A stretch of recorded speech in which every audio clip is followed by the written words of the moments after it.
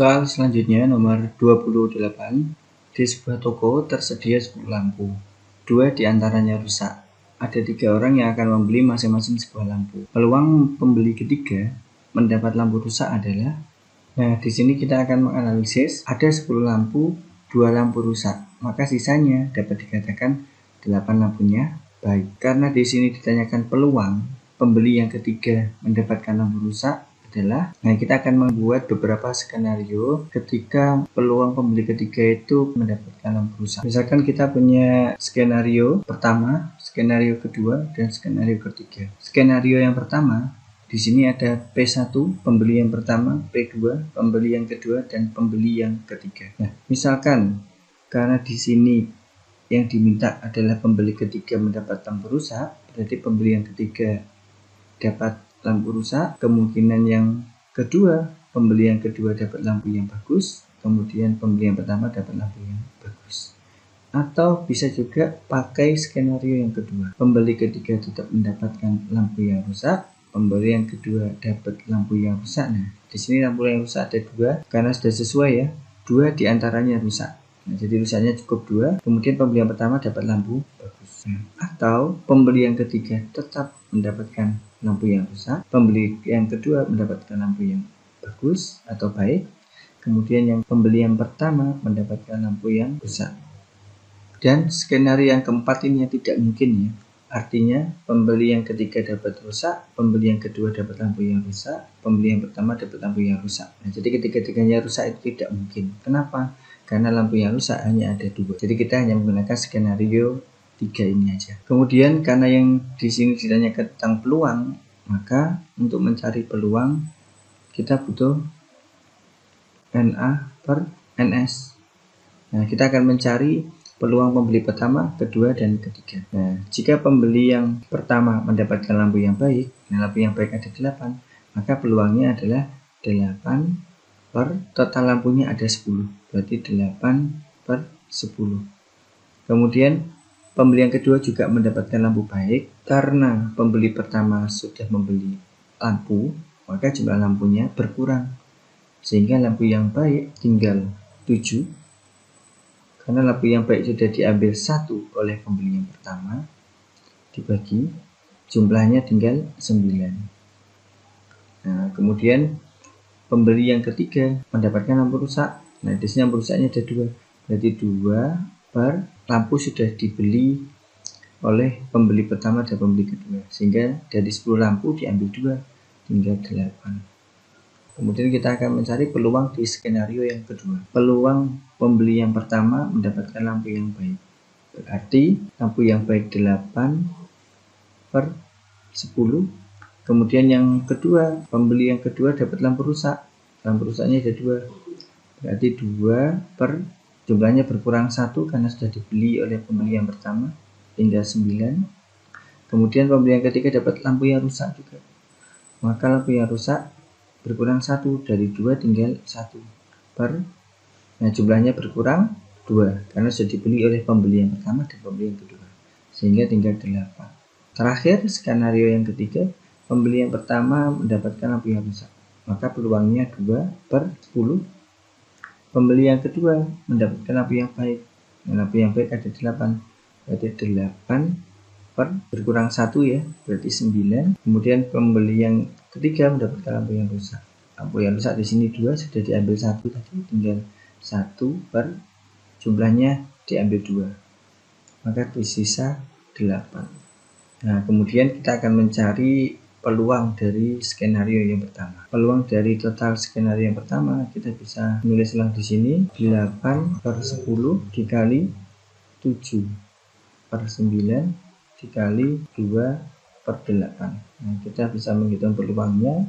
8 kita kalikan dengan 7 kalikan dengan 2, hasilnya adalah 112, dibagi 10 kali 9 dikali 8, 720. Kemudian kita menghitung total peluang dari skenario yang kedua, 8 per 10 dikali 2 per 9 dikali 1 per 8, hasilnya adalah 16 per 720.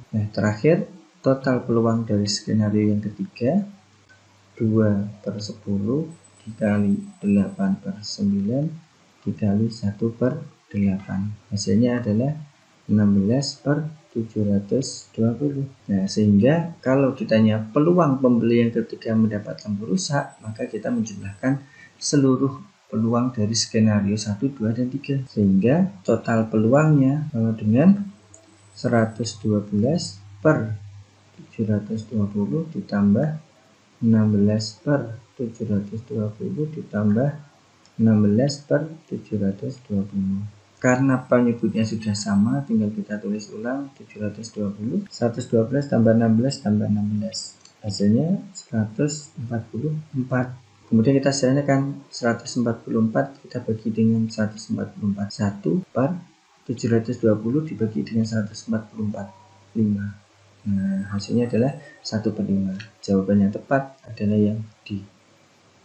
Soal nomor 29. Banyak cara menyusun kata yang terdiri dari huruf merdeka. Nah, di sini kita akan mencari huruf yang sama terlebih dahulu. Huruf E. Nah, huruf E-nya ada 2. Berarti kita tulis huruf E-nya ada 2. Kemudian M-nya ada 1. R-nya juga ada 1. D-nya 1. K-nya 1. A-nya 1. Nah, sehingga total huruf di sini ada 7. Karena disuruh mencari banyak cara, maka kita bisa pakai rumus dari permutasi. Jadi permutasi jumlah hurufnya ada 7, diambil 2, di sini satunya ada 1, 2, 3, 4, 5. 1. Nah, kalau kita jabarkan menjadi 7 faktorial per masing-masing yang bawah ini kita faktorialkan. Jadi 2 faktorial dikali 1 faktorial. Nah, karena di opsi jawaban pilihan ganda ini semua menggunakan notasi faktorial, maka kita tulis ulang notasinya. Berarti 7 faktorial tetap dibagi 2 faktorial tetap. Nah, dikali 1 faktorial itu nilainya 1 ya. Jadi 1 kali 1 kali 1 kali 1. Maka hasilnya tetap 1.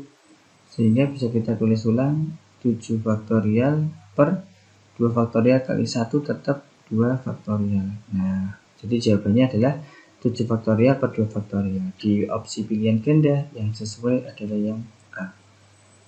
Soal selanjutnya nomor 30. Permutasi 221 ditambah kombinasi 2222. Nah, untuk menyelesaikan soal ini kita harus mengingat rumus permutasi dan kombinasi. Di sini kita menggunakan rumus permutasi N unsur diambil R unsur, atau bisa ditulis N unsur diambil R unsur menjadi N faktorial bagi N min R, hasilnya berapa baru di faktorial. Kemudian untuk kombinasi kita bisa pakai rumus kombinasi N unsur diambil R unsur. Bisa kita tuliskan ulang kombinasi N unsur diambil R unsur, hasilnya sama dengan N faktorial per R faktorial dikali atas kurangi bawah N min R faktorial. Bedanya permutasi sama kombinasi ada di bagian ini. Kalau kombinasi ditambah R unsurnya, kalau permutasi tidak ada. Nah, sehingga ketika kita menjabarkan P22,1, kita tulis ulang P221. Bisa kita tulis menjadi P22 unsur diambil 1. Maka kalau kita jabarkan sesuai rumus permutasi, menjadi atas kita faktorialkan 22 faktorial per atas kurangi bawah 22 dikurangi 1 faktorial. Hasilnya adalah 22 faktorial per 22 kurangi 1, 21 faktorial. Bisa kita jabarkan menjadi 22 dikali 21 faktorial dibagi 21 faktorial tetap. Kenapa? Karena bisa kita coret dengan yang atas. Jadi 21 kita coret dengan 21 di sini. Hasilnya sama dengan 22. Sekarang kita hitung kombinasi. Kombinasi 22,22. Kita ubah menjadi kombinasi 22 unsur diambil 22 unsur. Kita jabarkan sesuai rumus kombinasinya. Maka atas kita faktorialkan, 22 kita faktorialkan per bawah faktorial 22 faktorial dikali dalam kurung atas kurangi bawah. Jadi 22 dikurangi 22 di faktorial. Hasilnya sama dengan 22 faktorial per 22 faktorial tetap dikali 22 kurangi 22 berarti 0 faktorial. Nah, karena 22 faktorial sama 22 faktorial ini sama, dan ini perkalian, bisa kita coret habis, maka bisa kita tulis ulang menjadi 1 per 0 faktorial 1. Nah, jadi kita harus mengingat definisi dari 0 faktorial, yaitu nilainya 1. Maka 1 bagi 1 hasilnya adalah 1. Sehingga ketika P221 ditambah C221 bisa kita hitung ulang. P221 hasilnya adalah 22, berarti 22 ditambah C2222 ini hasilnya 1. Berarti 22 tambah 1, 23. Jawabannya tepat adalah yang E. Soal nomor 31. Diketahui fx sama dengan 2x min 1 dan gx-nya 3x kuadrat min x plus 5. Fungsi komposisi dari g bundaran fx sama dengan, nah rumus dari g bundaran fx itu sama dengan g dalam kurung fx. Kita akan mencari fx terlebih dahulu, kemudian kita substitusikan ke g-nya. Jadi dari belakang ke depan. Sehingga ketika kita tulis sama dengan G dalam kurung fx-nya kita pakai 2x min 1. Kita tulis di sini 2x min 1. Kemudian G-nya kita pakai gx sama dengan 3x kuadrat min x plus 5. Ya, kita tulis ulang G-nya di sini. Arti 3x kuadrat min x plus 5. 2x min 1 ini akan kita substitusikan ke dalam variabel x di sini dan di sini dengan 2x min 1. Nah, jadi 3 dikali 2x min 1 kuadrat dikurangi 2x min 1 ditambah 5. 2x min 1 kuadrat itu artinya 2x min 1 dikali dengan 2x min 1. Sehingga caranya depan kali depan, 2x kali 2x, 2 kali 2 4, x kali x kuadrat. Kemudian 2x kali min 1 min 2x. Kemudian min 1 kali 2x min 2x. Min 1 dikali min 1 plus 1. Di sini ada yang sejenis min 2x dengan min 2x. Bisa kita jumlahkan ya. Berarti min 2x ditambah min 2x yaitu min 4x. Nah, yang belakang tetap 1, yang depan tetap 4x kuadrat. Kemudian ini kita tulis ulang di sini menjadi 3 dikali 4x kuadrat hasilnya 12x kuadrat. 3 kali min 4x min 12x, 3 kali plus 1 plus 3. Min kali 2x min 2x, min kali min 1 plus 1, kemudian terakhir tetap plus 5. Nah, 12x kuadrat tetap, min 12x sama min 2x berarti min 14x. 3 tambah 1 tambah 5 plus 9. Nah, jadi jawaban yang tepat adalah yang B.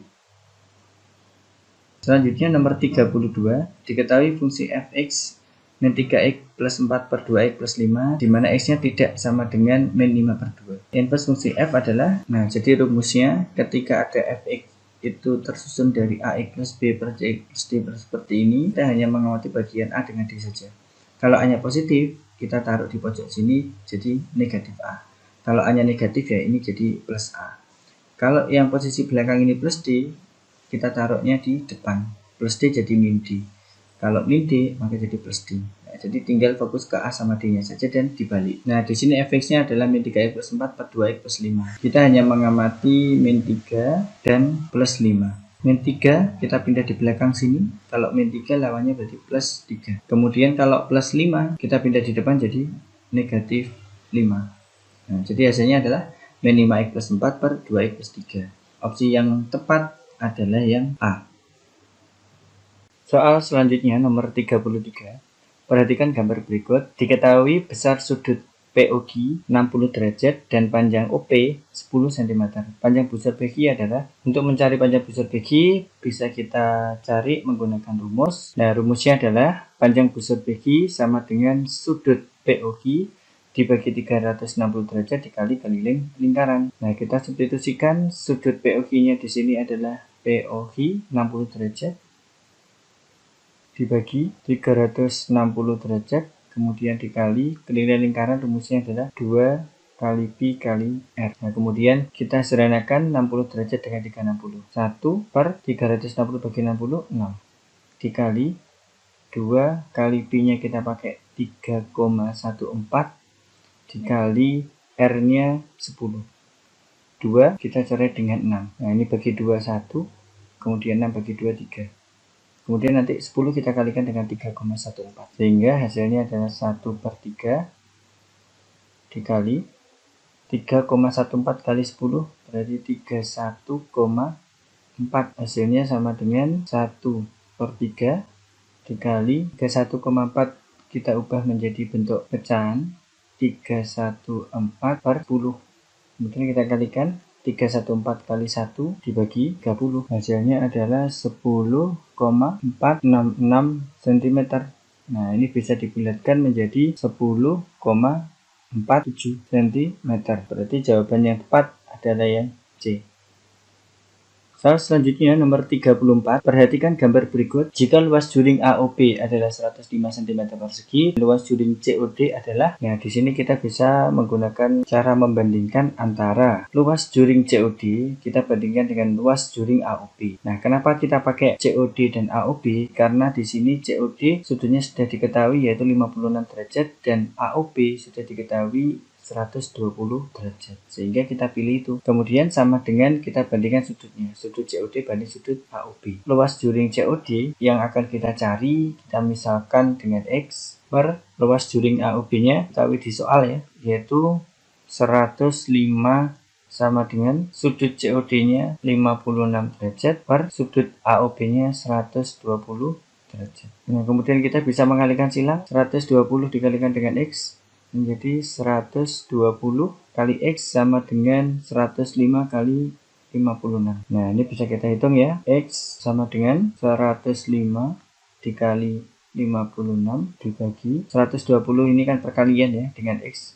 Kalau kita pindah menjadi pembagian, dibagi 120. 120 kita bagi dengan 56. 56 kita bagi 8, berarti kita dapatkan 7. Kemudian 120 kita bagi dengan 8, 15. Nah, kemudian 15 kita bagi dengan 105. Ini kita bagi 15 1, ini kita bagi 15, hasilnya 7. Sehingga ketika kita hitung 7 kali 7 49 per yang bawah tinggal 1 ya. Sehingga 49 bagi 1 hasilnya adalah 49. X atau luas juring COD itu hasilnya adalah 49 cm persegi. Jawabannya tepat adalah yang D.